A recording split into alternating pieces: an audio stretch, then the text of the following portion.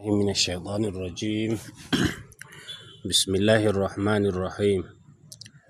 الحمد لله رب العالمين، والصلاة والسلام على أشرف الأنبياء والمرسلين، سيدنا ونبينا ومولانا محمد صلى الله عليه وسلم وعلى آله وأصحابه أجمعين.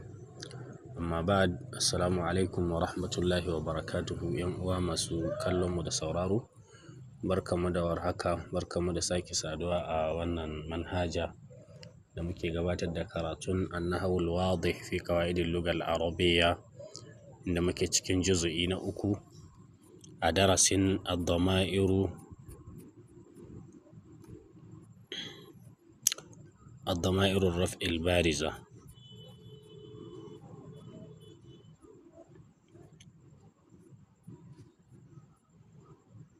a darasin dama'irur raf'il bariza al-muttasilatu bil af'al, wanda anan muke inda za mu tashi isnadul mudha'afi wal ajwafi ila dama'irir raf'i al bariza, jingina fi'ili mudha'afi da kuma ajwafi zuwa ga wato ainihin dama'irur raf'il bariza.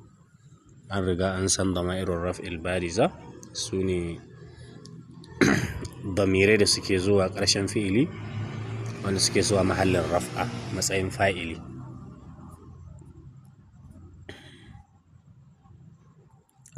Al-qawaid: idza usnida al-fi'lu al-mudha'af, idan aka jingina fi'ili mudha'afi ila damiri raf'in zuwa ga damirin raf'a mutaharrikin mai wasali, so fukka idgamuhu, za a walwale idgamin sa, za a walwale idgamin shi fi'ili mudha'afi. Hakanan idza sakana akhirul fi'ili al-ajwaf, idan ƙarshen fi'ili ajwafi yayi sukuni, so huzifa wasduhu ko huzifa wasatuhu, za a shafi tsakiyansa kamar yadda zamu gani a cikin misalai. Al-amsila yace shaqaqatu tuffaha, na tsaga waton apple.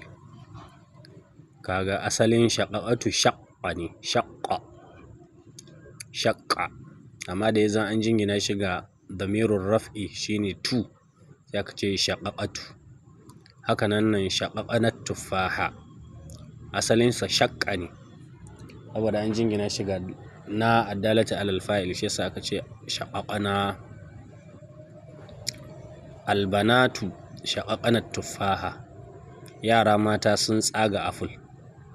Nan shaqaqatut tuffaha na tsaga apple, shaqaqanat tuffaha mun tsaga apple.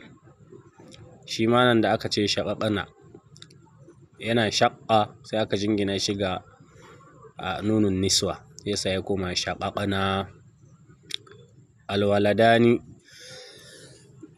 yara biyu shaqqa'at tuffah, sun waton ainihin tsaga apple.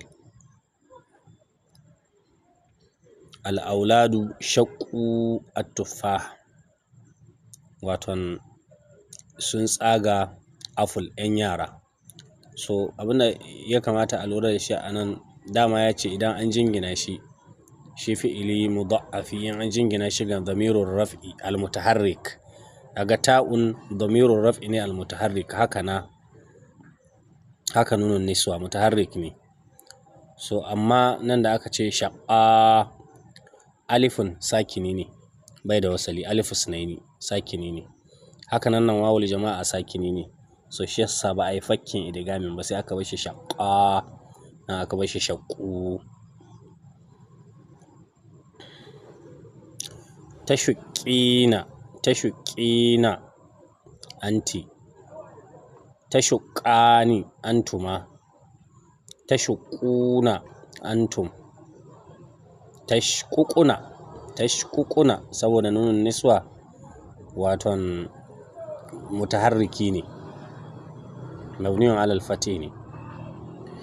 Shuqqi anti, yaga ba a yi fakki ne ba, shuqqa, shuqqu. Ushququna nunun niswa an jingina shi ga nunun niswa, an yi fakki. ina fatan za mu fahimta. Sai kashi na biyu na cewa idan an yi watan fi'ili ajwafi, idan ƙarshensa watan yayi sukuni, watan za a shafe tsakiyansa. Nan da aka ce qultul haqqa, na faɗi gaskiya. So asalin qultu qala ne, qala ajwafi ne saboda tsakiyansa alif ne, sai aka shafe alif aka ce qultu. Qulna albanatu qulnal haqqa, qulnal haqqa mun faɗi gaskiya. Kalmar qultu da qulna duka abin da yake nufi kenan, watan an shafe tsakiyar qala sai ƙarshensa yayi sukuni. Wanda yasa ce ƙarshe, wannan tu da na waɗannan dukansu ba sa cikin fi'ili don matsayin fa'ili suke. taqulina anti kenan, taqulani, taquluna, quli anti, qula antuma, qulu ku faɗa antum. So wannan kenan.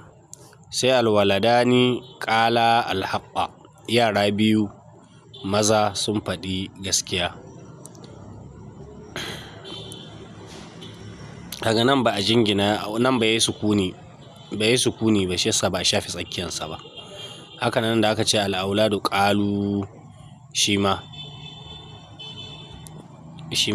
ƙarshensa bai sukuni ba, shi yasa ba a shafi tsakiyansa ba. Qalul haqqa, taqulnal haqqa, nan kuma waton ƙarshensa yayi sukuni shine lamun, yasa sai aka shafi tsakiya. Haka nan qulna ƙarshensa yayi sukuni, shi yasa aka shafi tsakiya. To wannan kenan. Assalamu alaikum warahmatullahi. Wanda yake buƙatar ƙarin bayani zai iya duba waton ainihin albahath gashi nan domin neman ƙarin bayani.